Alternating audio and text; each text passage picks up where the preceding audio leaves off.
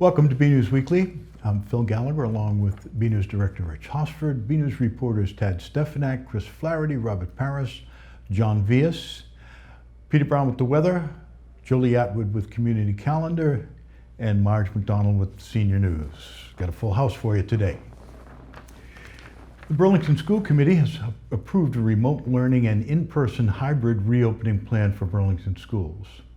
At a special meeting of the school committee, Superintendent Conti laid out a plan for 100% remote learning with an in-person option to accompany the remote learning. All students and teachers will be required to wear masks, including pre-K and kindergarten. Face shields cannot be worn in place of masks.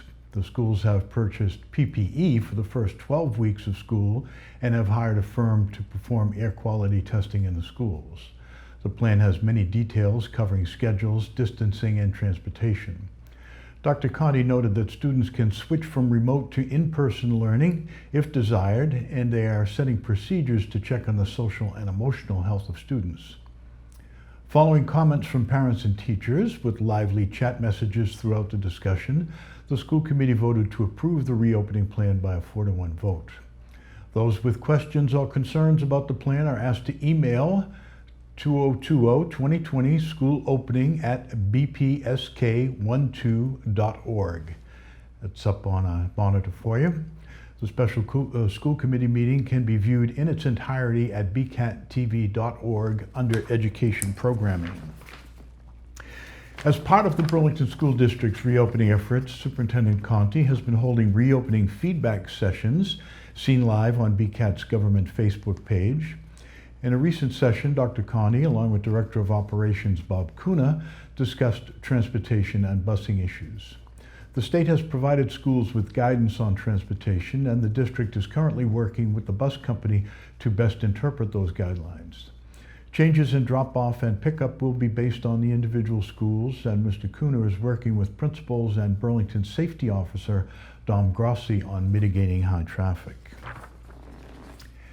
Kuna also went over bus seating, noting the district's typical school bus holds 77 passengers in 25 seats.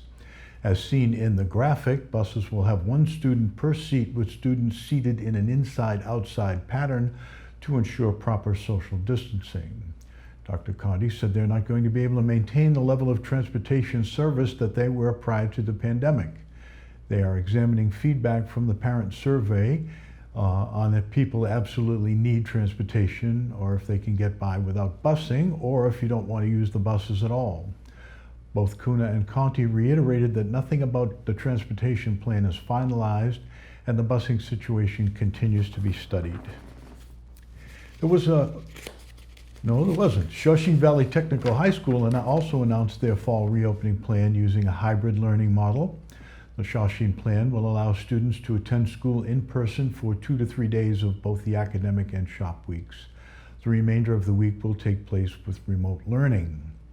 You can go to that website, shawshenetech.org, to get further information. The schedule for when students will be in person or remote can be found on that website. The decision as to whether or not a student returns in person is up to each family to decide. Students will also have the option for 100% remote learning. There was a short ceremony marking the final beam being placed on the new DPW Recreation Maintenance Building at 10 Great Meadow Road. The traditional ceremony normally marks roughly the halfway point for a project. BNEWS Director Rich Hosford has more. It was a small gathering of town officials, DPW, and Parks and Recreation employees and contractors on Thursday to mark a big day in the project to create a new DPW Recreation Maintenance Facility at 10 Meadow Road. After some short remarks, the final beam, adorned with an American flag, was put into place. It's what is called a topping off ceremony, and organizers said it's an important tradition. It's interesting because when I was asked whether or not we should have a topping out ceremony as we did today, my answer was, how could we not? We need to have it. I mean, these are tough times. We understand that there's a pandemic right now, but at the same time, this is such a big event for us. town in general and for us in the departments. You don't see these facilities being constructed every year. This is a facility that is going to last well over 50 years. So it's a big event for us, and we felt that we needed to celebrate that event. We needed to actually mark that day as an important day for the town. The new building under construction is part one of a two-part, $32 million project to update the town's DPW and maintenance facilities. The second part will be building a new highway division building and bringing the water and sewer divisions into that location.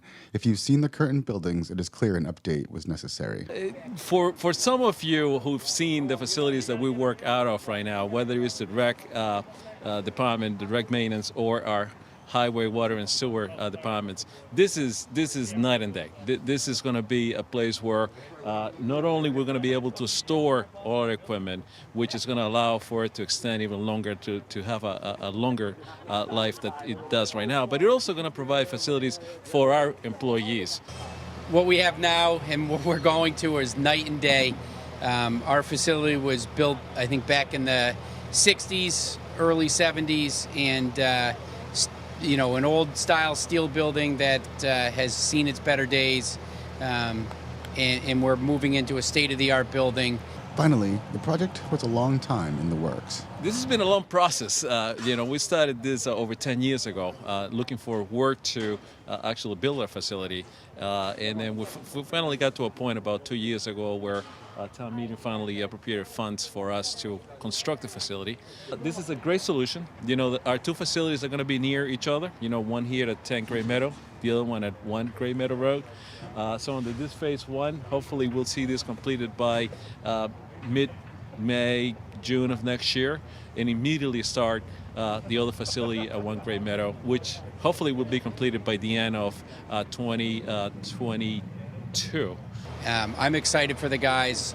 Some of our guys that have been around for 25, 30 years have been waiting for this for a long time. So happy that they'll be able to move into a brand new state-of-the-art building. From 10 Great Meadow Road, I'm BNEWS Director Rich Hosford. In 2012, the town of Burlington approved a tax increment financing, or TIF, better known as a TIF, agreement with Keurig. Now Keurig Dr. Pepper, which went into effect in 2016. At the latest meeting of the Board of Selectmen, Town Administrator Paul Sagarino asked the board to decertify the TIF agreement due to their failure to meet the employment commitment at their location on South Avenue. Sagarino also pointed out the company has not come through on a promised community benefits program. Unlike Burlington's other TIF agreements, which were quite modest, Keurig's TIF agreement involves a meaningful amount of tax dollars that can be put back on the books to offset the tax burden of residents and other businesses. The town also had difficulty reaching someone at Keurig to discuss the TIF until recently. The Board of Selectmen voted 5-0 to revoke the TIF and begin taxing Keurig a full and fair tax rate effective July 1st. I wonder if that will have any effect. Endeavoring to keep the Burlington Sculpture Park a community effort, the Sculpture Park Committee turned to the Burlington High School Art Department for logo designs. BNEWS reporter Tad Stefanak had this work of art. The Burlington Sculpture Park has been a bright spot for Burlington this year and has been coming together through a community effort. We really wanted this to be a town-wide effort, and we wanted the children of town to be involved. The kids were involved in helping select the statues, so we thought it was just natural to have students involved in designing the logo. The Sculpture Park logo is a composite design by Burlington High School students Serena Hawkins and Hunter Robson. It started as a homework assignment, and then they ended up picking a logo. It ended up being two logos, and then they combined them as the logo. We received a number of really high-quality logo designs. It was very exciting. It wasn't easy to narrow them down, but there was something about the tree, Hunter's tree, that really spoke to us, because it's a tree, but it's also a sculpture. And we loved it. We thought it would work really well in color, in black and white. It would work really well as a small square. Well, I wanted to do a tree because it's kind of a park, but I made it more geometric because it's sculptures, and I think of sculptures as like stone and geometric, kind of like that. But then we also saw Serena's design, which had what we called the lollipop trees, and it was very whimsical and engaging, and we loved the colors. They narrowed down whose logos they were gonna pick, and then it came down to us two, and they made us do revisions, and then they just combined it ours. We discussed each entry pretty thoroughly. There was not a lot of disagreement, though. We really felt that these two logos really encapsulated what we were trying to achieve here. The experience might also help some BHS art students with future endeavors. I'm thinking of going to an art school, some sort of art job. And for all the efforts of this artistic amenity, the Burlington Sculpture Park belongs to the community. Come and enjoy it and take pictures of themselves and have a picnic and just use the space and enjoy the artwork, because that's why we did this. We want people to have fun with it. So don't wait. Just come now and enjoy yourselves and take pictures, bring your family, tell your friends. From the Burlington Sculpture Park, I'm BNews reporter Tad Stefanak. Congratulations to the entire Sculpture Park committee and all those involved. They took an idea and brought it to fruition, and it looks pretty cool. The word radiation often comes with a negative connotation, but it has a great number of benefits for everyday life. This was the focus of a recent presentation given by the Burlington Volunteer Reserve Corps. BNews reporter Chris Flaherty has more on this radioactive news. On Wednesday, June 29th, at a virtual meeting of the Burlington Volunteer Reserve Corps, Jennifer O'Riordan, Radiation Safety Officer at Leahy Medical Center, held a presentation on radiation in everyday life, informing attendees on all the facts and fictions of radiation. It gets a lot of negative coverage, and people tend to immediately affiliate radiation with something bad. There was a study done in Ghana, believe it or not, 2012, and they asked 400 people that lived in an area in Ghana where they were thinking about building a nuclear power plant. What is the first word you think of when you hear of radiation? And over 80% of them responded with danger and death, and all these kind of things. But obviously radiation can be used for some very good things like medical imaging and treating cancers. And again, yes, there is that risk for secondary cancer. It's absolutely something that's studied and that we acknowledge for sure. But overall, the benefits should be outweighing the risks of that. O'Riordan also explained the benefits of radiation, particularly in the medical field. Obviously, diagnosing and treating diseases, I think diagnosis is the biggest thing. Before they started using X-ray and nuclear imaging, again, exploratory surgery or doing some kind of, crazy things was really the way that they did. So being able to go in and diagnose, say, a broken bone or diagnose internal bleeding very quickly really leads to better care of patients. So I think on the medical side and the research side, so again, it's used in research for vaccine research, developing new pharmaceuticals, all kinds of things. It has some really positive uses. Finally, members of the public are encouraged to stay informed in order to spread facts and not fear. If you're aware and educated, you're less fearful. And again, you can be your own advocate and you can research things and make decisions and make really sound decisions about what you'll expose yourself to or not expose yourself to. But it's also important so that you don't spread fear. Again, if there was ever a nuclear or radiological accident, people, if they're afraid, it can cause a lot more damage than good. Being aware, knowing what your risk is and what it really means is really important for public health as well. You can catch O'Riordan's full presentation airing on BCAT's public channel. Until next time, this is Chris Flaherty for BNews Weekly. Okay, you can see that, of course, at bcattv.org. Hockey is happening in August, and with New Burlington Business Hockey House, hockey skills and strengthening can go on year-round. BNews sports reporter Robert Paris has more. A brand new facility that assists hockey athletes in strengthening their skills on the ice is now open in Burlington. Located on Wall Street, Hockey House provides a full synthetic ice facility and classes for players of all ages. We work on shooting, stick handling, passing. We have the ability to be on ice or on the synthetic ice with skates or without skates. And then we have a fully functional gym that focuses mainly on hockey-specific workouts for speed, agility, strength, and body control. Hockey House has a variety of sessions for everyone. Pretty much it's for all ages. all the way from beginning skaters to seniors of older age who are just looking to work on their shot or work on their hockey skills. We're going to have group sessions, individual instruction, team instruction, facility rental. So it's a little bit for everybody, from all skill levels. The establishment has decided to have their grand opening in the fall for the public. We're planning on having a grand opening in September. Everybody's welcome to come on down, see the facility. We'll have some stick reps down here, some food trucks, some ice cream trucks, just to have a festive day and get people into the facility to see it and see what it's all about. From Hockey House, I'm Robert Paris for BNEWS Weekly.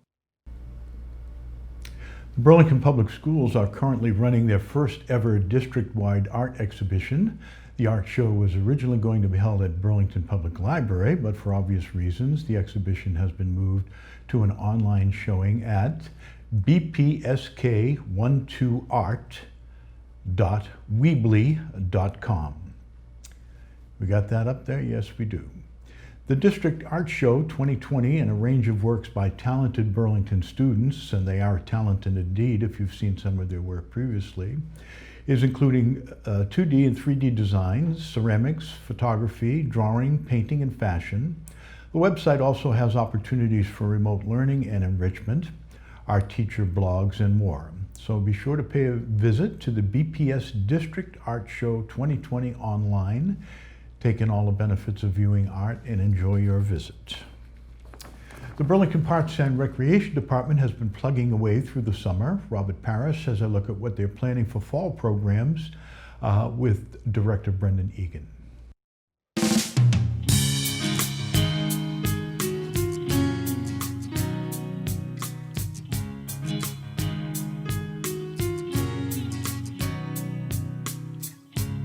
BNEWS reporter Rob Paris. We're back here for another Burlington Parks and Recreation COVID-19 update.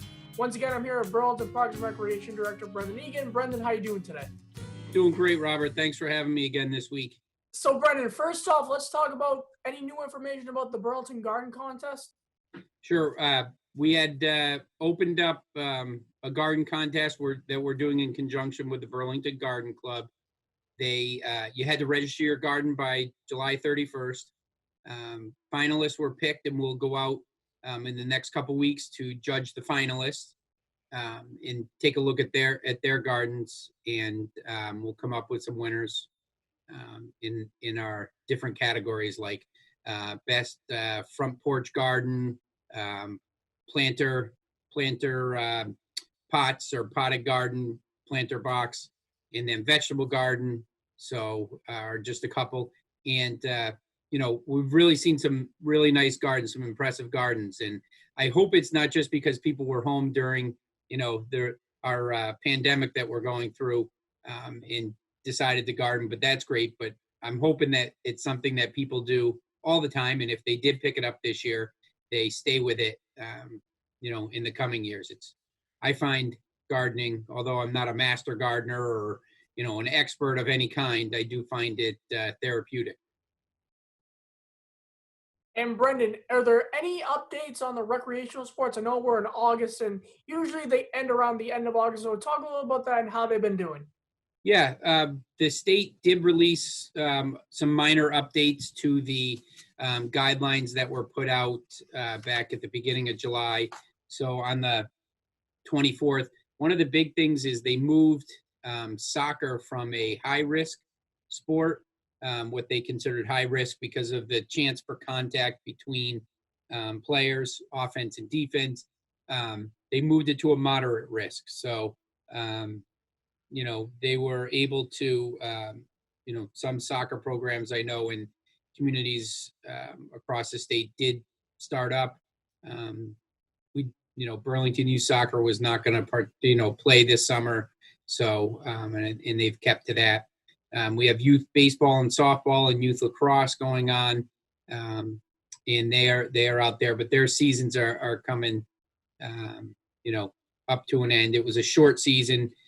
Get the kids out there playing and participating again, and it's gone pretty well. I mean, we have to do reminders about social distancing when they're not, the baseball players, when they're not up to bat or out in the field, they need to social distance on the benches, but also the fans really need to, remember that.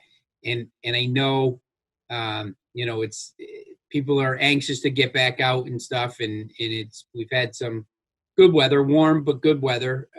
But just, keep those things in mind when you're out there, so we don't have to shut down a season too early. It's already an abbreviated season. We don't want to make it any more abbreviated than it already is. So the Board of Health has been watching and has had conversations with us and with some of the youth sports, just reminders. So if anything, the reminder out there for parents and players. And are there any ideas about the fall programs happening when they are going to start and stuff like that?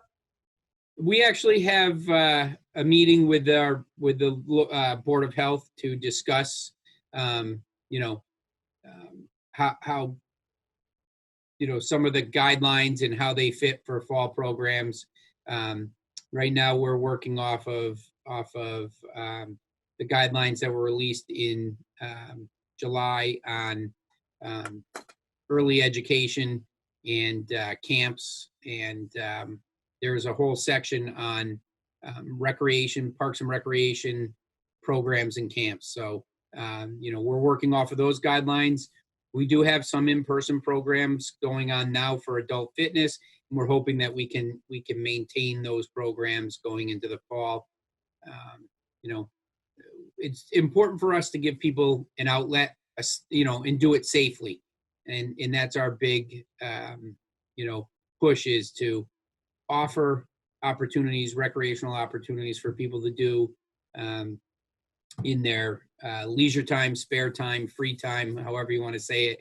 But, to make sure we're offering them safely and that they're enjoyable. We don't want to put at-risk populations, together and in person. We encourage them to do our virtual programs. So we're hoping for a pretty full slate of fall programs, and we'll release that information when we have it all sorted out through our social media outlets. So, Brendan, talk a little about the concerts and movies and how they're going. They're going well. We had we had some weather issues on Tuesday nights. Our family concerts, our children's shows on Mondays have gone well, and then the movies have gone well. It really gives people an opportunity to come out and just enjoy a night out on the common, being socially distant, wearing a mask to and from the common. When you get to your spot on the common, you can remove that mask as long as you're socially distant from people not in your family. And they've been going well. Little lower attendance than we're used to, but we understand. And Brendan, lastly, to end our conversation, what do you hope to see as we enter towards the fall? Oh boy, just people continuing to respect the guidance that the state puts out, that the governor puts out, and people enjoying themselves still, being socially responsible, or socially distant, and hopefully closer to some kind of vaccine. That would be great. I think from everything I've read, they're getting close, but we're in that third stage of the trials, and hopefully it leads us somewhere positive, because I think people are ready to, kind of return to typical operations, and that's what I hope for the fall. Well, Brendan, I want to thank you for coming on for another Burlington Parks and Recreation COVID-19 update. Thanks for having me, Robert.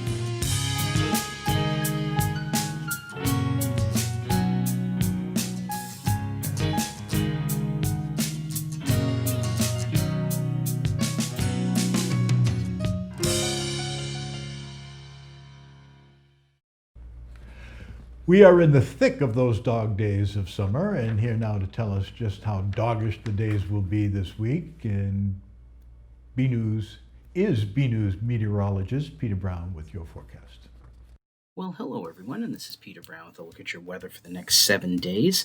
I know it's hard to believe that we are in the heart of August. It's hard to believe that meteorological summer is coming to a close in the next couple of weeks, but we do have some beautiful weather ahead and actually some very pleasant temperatures in the next 7 days. So if you're somebody who's really weary of that high heat that we've been seeing the past couple of months, this is definitely going to be the forecast for you. As we start out our period on Thursday, again, we're going to see those typical temperatures we've been seeing up in the upper 80s to near 90, so pretty hot and pretty humid out there. Average highs at this time of the year should be in the low 80s, so we're again going to be well above average. And as we round out the period, we look at, again, temperatures that should be in the low 80s at this time of the year, and it's pretty much going to be like that, maybe even a couple of degrees cooler than that as we head towards the end of the period. And of course, as you notice down in the corner, our days keep getting shorter as we march towards fall. So as we go ahead, let's take a look at what the Climate Prediction Center is calling for us in terms of temperatures and precip chances as we go through the next 7 days. And as we look at the temperature outlook, looks like again here in the Northeast and especially here in the Burlington area, looks like they're expecting us to have maybe near or just slightly above average temperatures. But as you notice to our south and west, there's actually a good chunk of the country that's expecting below average temperatures. And that is something we have not seen much of since way back in the beginning of May. So maybe a little bit of a pattern change coming up here, which I'm sure will be welcomed by a lot of people. Now, as we go ahead and take a look at our precip chances, this is something we've been keeping a close eye on the past few months as we are now starting to enter moderate drought conditions here in the Burlington area. Looks like the Climate Prediction Center is calling for us to have a little bit above average rain, and that's going to be contingent upon how strong a low pressure center just to our south is going to be as we get into the weekend and the beginning of next week. Right now, it doesn't look like it's going to be that potent, so I don't think we're going to be getting really that much rain out of that. And we really actually, here in the Burlington area, didn't even see much rain when Tropical Storm Isaias went by us. So we are definitely thirsty out there. And hopefully we'll get some rain, but doesn't look like we're going to be seeing really much appreciable this time around again. So as we go ahead, let's take a look at those 7 days of weather coming up. And again, starting out our period, if you are lucky enough to have a pool in your backyard, I think you'll be spending a lot of time in on Thursday with temperatures way up in the 80s to near 90, and temperatures, of course, warm and humid at night again. But then as we get starting on Friday, going all the way up to the end of the period, look at our temperatures come way down into the upper 70s to maybe low 80s. And we do have that chance of maybe some isolated showers each day as we have some unsettled weather passing to our south and east. So hopefully that'll bring us a chance of a little bit of much needed rain. But again, doesn't look like we're looking for too much out there in terms of precipitation. So everyone, get out there, enjoy the August weather, and have a great week.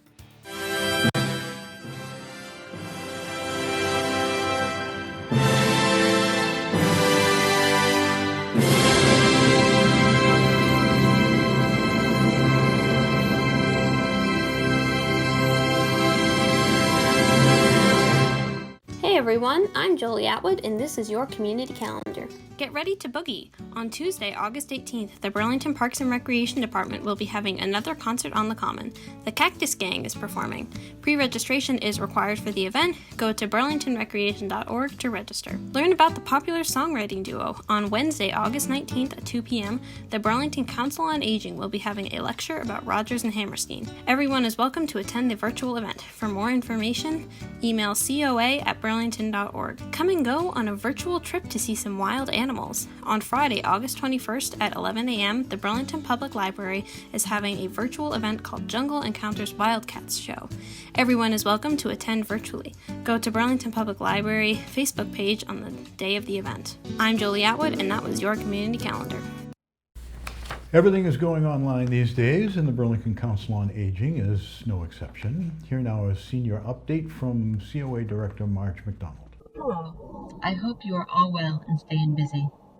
Things are status quo for now at the Council on Aging. We are still closed and waiting for Town Hall to open before we even begin to think about being able to have folks come in for services. The Shine Counselors, the one who help you figure out your insurance and insurance benefits, will be working remotely this year. You can meet with them via Zoom or telephone. If you haven't used Zoom yet and want to be able to, let us know, and we can get you started before you meet with them. It's certainly easier to communicate when you can see people's faces. The Burlington Breakfast Rotary is partnering with us to bring some high school students to help with your technology issues, concerns, problems, nerves, etc. They're better than we are, so you'll be in good hands if you want to meet with them. They will come to you and, if possible, meet with you outside. Call the Council on Aging at 781-270-1950 if you are interested in having them come out to help with your computer, smartphone, iPad, or laptop. You don't need to be active with us to have them come out. We want everyone online before the next wave hits and we all have to isolate again. Yes, I know. Not everyone wants to be or can get online. Just wishful thinking on my part, since it's going to be a while before we are able to fully open again. Just a reminder that we do not put out an August newsletter. Coming up, we have a webinar on knee pain with Dr. Mike from Orthopedics Plus and Bruce Hambro on Rogers, Hart, and Hammerstein. Bruce and I did a dry run for it, and it was a lovely walk down memory lane, and I very much enjoyed it.